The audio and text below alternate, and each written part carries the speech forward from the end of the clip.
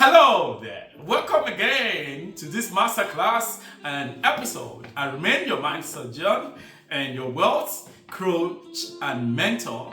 And my name is Dr. Oluwasegun Julius Aroba.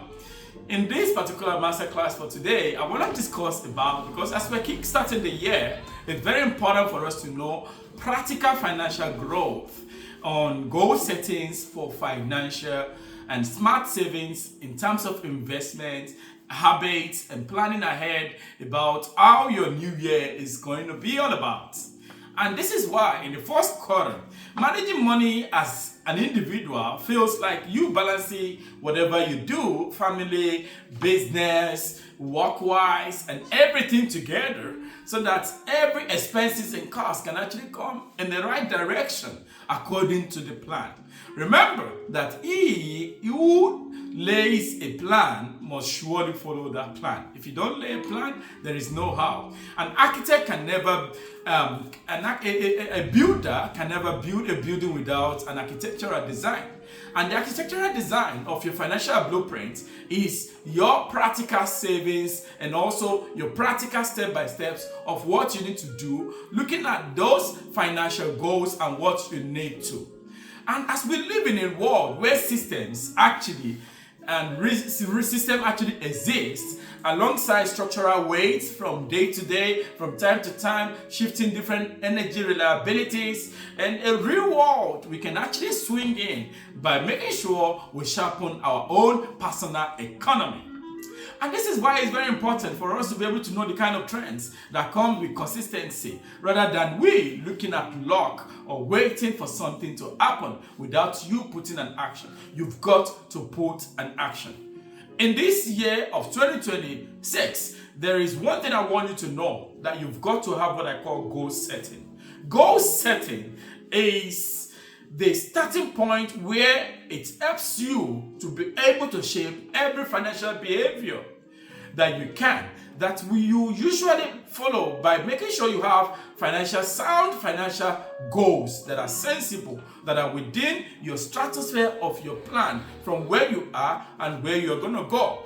And the problem is that most people, when they set goals, first quarter, second quarter, they miss out at the end of the day because they were not able to have consistency in terms of discipline in setting up. Now, maybe you want to be able to have some of these goals. For example, you want to start investing, and also you want to be able to start buying a home, or you want to pay maybe for your courses for personal development, or you want to buy books, you want to go to travel. You've got to put everything in financial plans. If you do not break it down, if you don't have a structure of how much is going to be allocated for this to buy a home, what structure are we going to be using to be able to buy that home? Okay, for this particular study or for this particular program or course of study for your personal development, you've got to do this. For your children, you've got to put plan. Okay, this is the amount. Or for your work, you've got to put plan. How much does it cost for your daily living expenses? You've got to have all these things as a moral, realistic approach so that it can help you to be able to do those. Now, setting goals and actionable financial goals is something that you've got to look at, because financial growth starts with you defining everything that you want your money to do for you.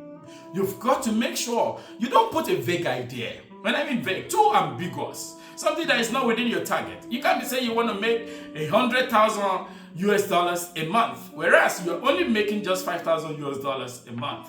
It's going to be very ambiguous for you to say, okay, I want to make maybe in a month $100,000, whereas you don't have second income, third streams of income, fourth streams of income. There is no way you can be able to. It's just going to be like magic. But now you've got to set the goal according to the kind of income that comes to your house, to your pocket, to your environment, to your vicinity, to your business. You've got to create those things. Instead of you as a student, for example, you want to create specific measurable, you've got to set it even as an investment, or as a career person, or as somebody who is a career entrepreneur. You've got to put how to set this goal clear. Make it smart. When I mean specific, measurable, achievable, realistically, and time bound. You've got to put time. so that you know that, okay, in 3 months I'm going to be hitting this and this. You can be able to set reminders on your phone, on your diaries, for you to be able to go back to check every week to see if you're working. You break everything down little by little. There are what I call short-term goals. Let's say, for example, short-term goal can be a 1 to 3 month or 1 to 6 months. A short-term goals might be an emergency. For example, you want to create a buffer to make about 15,000 within a year for unplanned emergency medical or vehicle breakdown. Yeah, that is realistically. You've got to create those kind of emergency goals. Maybe for anybody who falls sick, or maybe anybody, because these are things that you cannot actually plan for.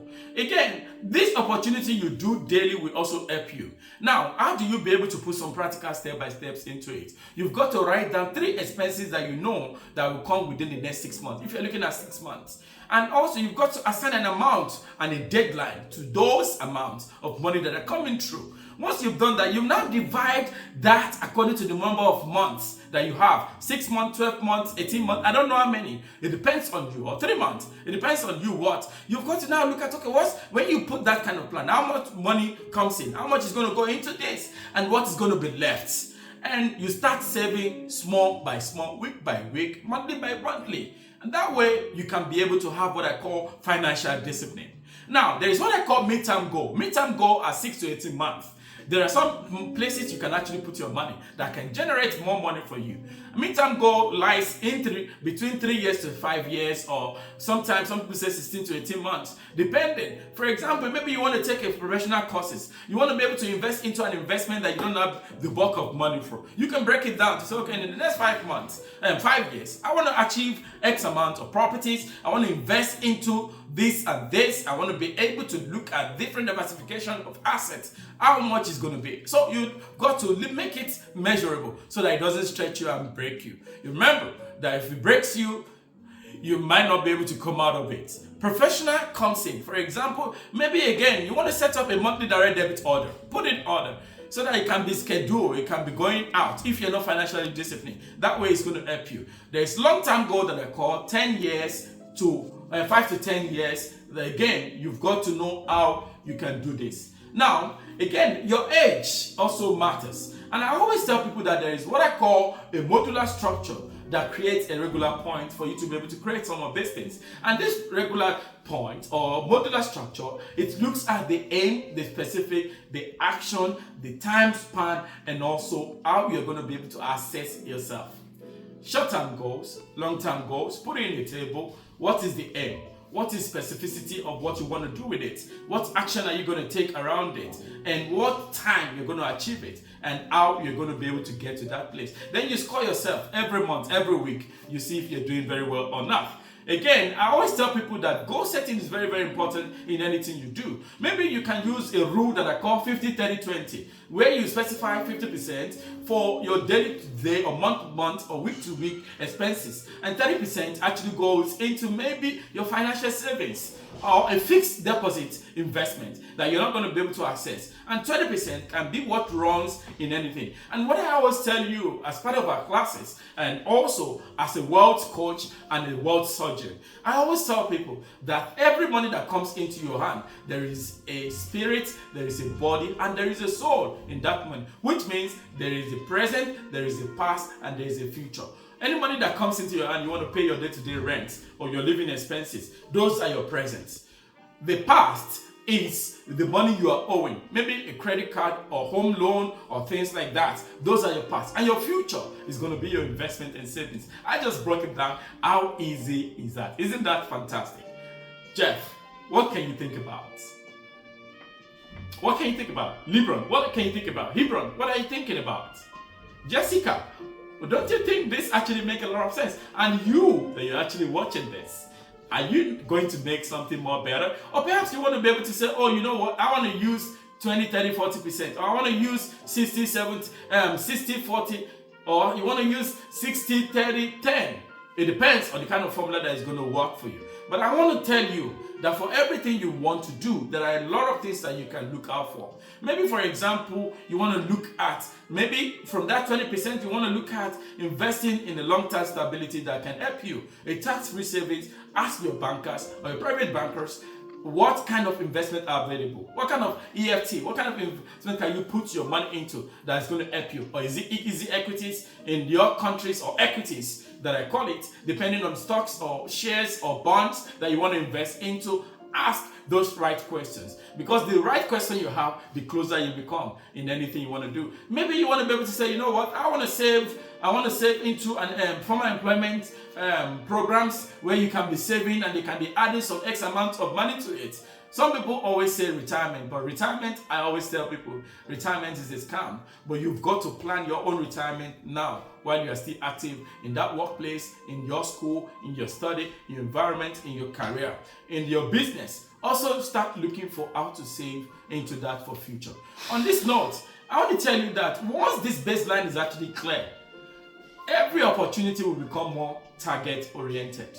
I hope you've actually been able to learn something. Remember, long-term, short-term, mid-term, or mid-term goals, long-term goals, you've got to put something, and that comes with wisdom. It comes with discipline.